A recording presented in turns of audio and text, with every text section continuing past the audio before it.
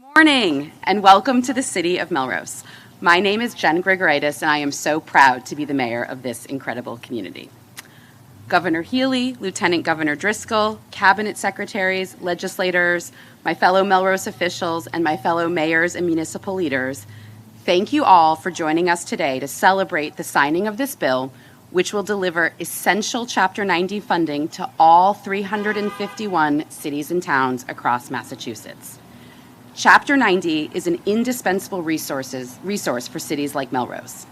It's not only used to build and repair city-owned roads and bridges or to fill potholes, though I know we can all agree that's very important, but also to procure, design, and install traffic lights, street lighting, sidewalks, crosswalks, bicycle lanes, and pedestrian accessibility improvements. Every resident benefits from these investments, as do our local businesses and arts and culture community. In recent years, Melrose has leveraged Chapter 90 funds beyond paving alone to improve our neighborhoods functionally and aesthetically. We've closed sidewalk network gaps, adding sidewalks on streets like Altamont Ave, Spear Street, and Hancock Street. We've modified intersections to calm traffic on Poplar Street, Emerson Street, and Warwick Road, to name a few. We've supplemented Complete Streets funds to improve traffic safety and pedestrian access in the Hoover School neighborhood and on Howard Street at Green, Clifford, and Elm Streets. We have used Chapter 90 money to fix drains under the streets we are going to pave and to plant trees and paint bike infrastructure on those streets once paving has been completed. These projects matter to our community, but we have a long way to go, as evidenced by the recent high school civics projects completed this year by 14 students who are here today. These two groups of high schoolers completed their project focused on exactly the reason we're gathering here today. Filling potholes and improving local roads and transportation matters to communities.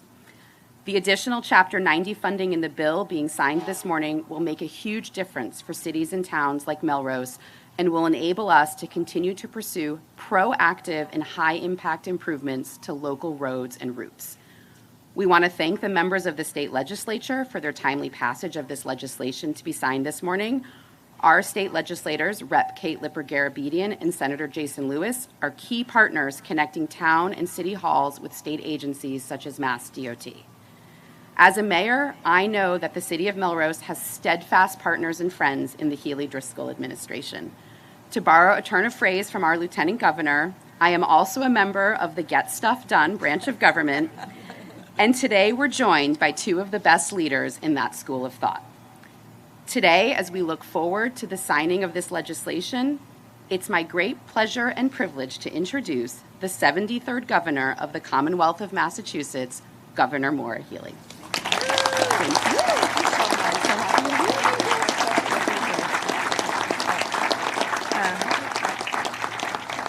Thank you so much, Mayor Grigoritis. It's so great to be here in Melrose. Thank you to members of the City Council who are joining us and from so many departments in the city. Thank you. Great to begin my day with so many wonderful and dedicated public servants, including elected and otherwise working for public government. I'm also really thrilled to be joined by our Lieutenant Governor, who you'll hear from shortly, and our Secretary of Administration and Finance, Matt Gorkowitz, and our Secretary of Transportation, Monia Tibbits-Nutt. From the legislature, as the mayor noted, it is all about partnership, and our administration, our team, is grateful to our colleagues in the legislature, certainly for this funding, but for your work on so many fronts to make life better for residents and folks across the state. So to Senator Lewis and Rep. Lippert-Garabedian, Senator Crichton, who is also the chair of the Transportation Committee, we really thank you for your continued work and results. Also joining us today are so many local officials. We're thrilled to see all of you, and we thank you for being here. We also are here to, and I'm going to leave that to you. You're the mayor. You're not the mayor, right? There's nobody who can do a better job with this than our Lieutenant Governor Kim Driscoll, because I want to make sure we include everybody. We're here today to announce $375 million in infrastructure investments in cities and towns across the state. We know that Melrose is putting these funds to great use here on Main Street in this historic downtown, a walkable and drivable hub for small businesses and community life. And I want to shout out and thank you, students, for A, civic engagement, and B, helping inform what we in government should be doing to make life better for all of you. So thanks for being here. I don't know if you need a note to get back to school, but we'll take care of that. In cities and towns across our state, this is funding for projects that residents and their elected officials have deemed critical for their community's quality of life. We're talking about bridges and roads, sidewalks, public transit, electric vehicle access, and so much more. These investments are made possible by strong collaborative partnerships across the legislative and executive branches working with our stellar local officials. We're grateful to the legislature for moving so quickly on this year's Chapter 90 bill. In fact, earlier, I'm told, than any other year since 2016. So thank you so many much. I know our local officials really, really appreciate that as well.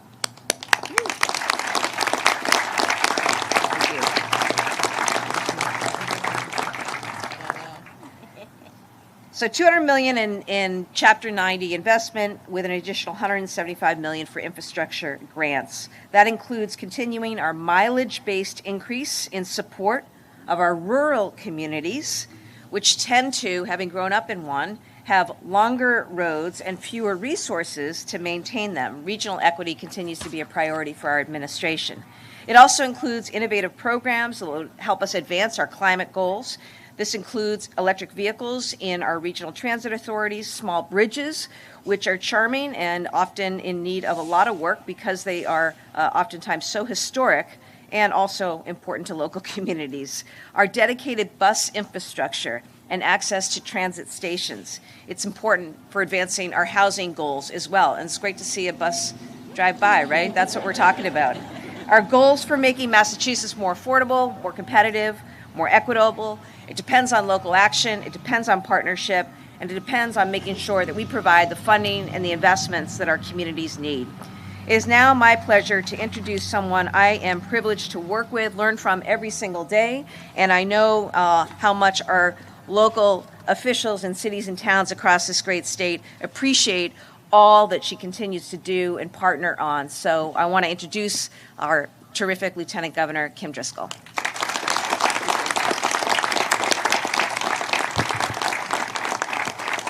We are here to talk about the love language of local government, which consists of fixing potholes, complete streets, roads, culverts, bridges, you name it. And we're joined by a number of local officials who are here. Town Manager from Winthrop, Tony Marino, City Manager from Watertown, George Proakis. I saw Braintree Mayor Aaron Joyce, Bedford Mayor Brianna Lowen-Cohn, Revere Mayor Patrick Keefe. We talked to Jen already, former Town Manager Arlington and MMA Director Adam Chapdelaine. Who am I missing? Anybody else? We've got a number of city councilors with us as well. Thank you for those who are in legislative government at the local level. All of this works hand in glove. And thank you to everyone from Melrose. We enjoy your downtown frequently in my family. We share a Turner's in Salem and in Melrose, so that always feels like a little bit of home. And as many of you know, as a former mayor, this really is some of the most important resources we have, because we know that when we have crumbling infrastructure and we have deferred maintenance, it really has impacts from the quality of life where people are living, but also to saving lives. Like, it's important that roads and bridges and sidewalks, that they're working in a way that supports all of the other investments that we're making in our communities. And as all of you know, investing in infrastructure is oftentimes at the top of that list. Nearly 400-year-old cities and towns, we've got roads that were built for horse and buggy, and we're trying to make it all work together now in a way that we're smarter. And from our perspective as state agency, we really want to make sure we're finding ways to invest with all of you in these important resources. You know, the majority of roads throughout the Commonwealth are local roads, but I want to make sure we also pay tribute to Mass.gov Director Jonathan Gulliver, who's responsible for all the state roads we drive on and knows the importance of these resources, both for safety and for economic opportunity. We know that when we invest in infrastructure, we're helping create a thriving environment for our small businesses. And when we have thriving small businesses, that can create local revenue that can help us invest back into those places that people enjoy. It's a beautiful cycle. And for us, these investments really can demonstrate what transportation infrastructure really means when you do it right. And that means better quality of life, better safety for all of our communities. It means environmental protection, advancing climate goals. It means good jobs and economic development. It's how we get our kids to school. It's how we enjoy the beautiful communities we're all fortunate enough to live in and represent. And as the governor said, we are doubling down on regional equity so that every community can get what it needs.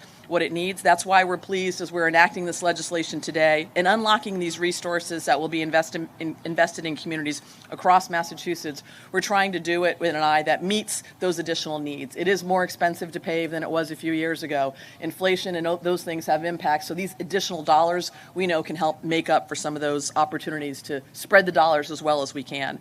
We're going to continue to work closely with both our local legislative partners and our state legislative partners. We can't do this work without having the investments to support strong, healthy, and vibrant communities. We all understand these needs in state government, and it's my pleasure to introduce our Secretary of Transportation, we spend a lot of time talking about complete streets and rail trails and how we can support the work you're doing on the ground, our Secretary of Transportation, Monia Tibbits-Nutt.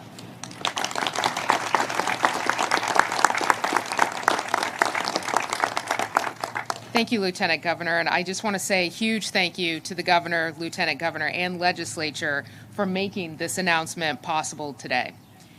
At the most fundamental level, MassDOT is moving people between where they live and where they want to be. We all know that funding means so much for the cities and towns that look forward to this funding to help make the critical improvements to the roads, bridges, and multimodal infrastructure. This happens on the ground in cities and towns across the state. We can't do what we want to do and what needs to be done without the partnerships of these communities. That is the core part of what makes all of us successful, partnerships.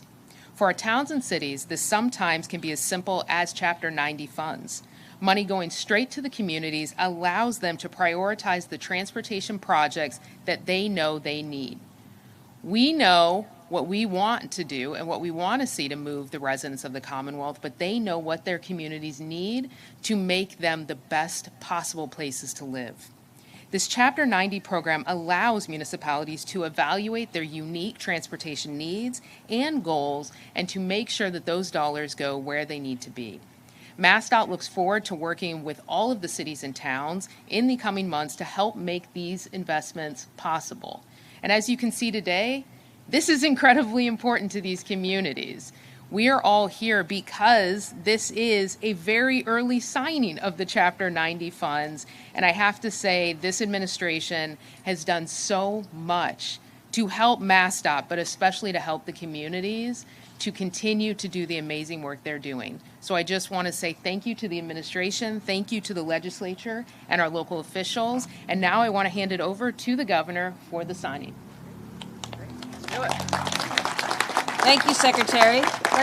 We'll go make this official. Let's go spend some money.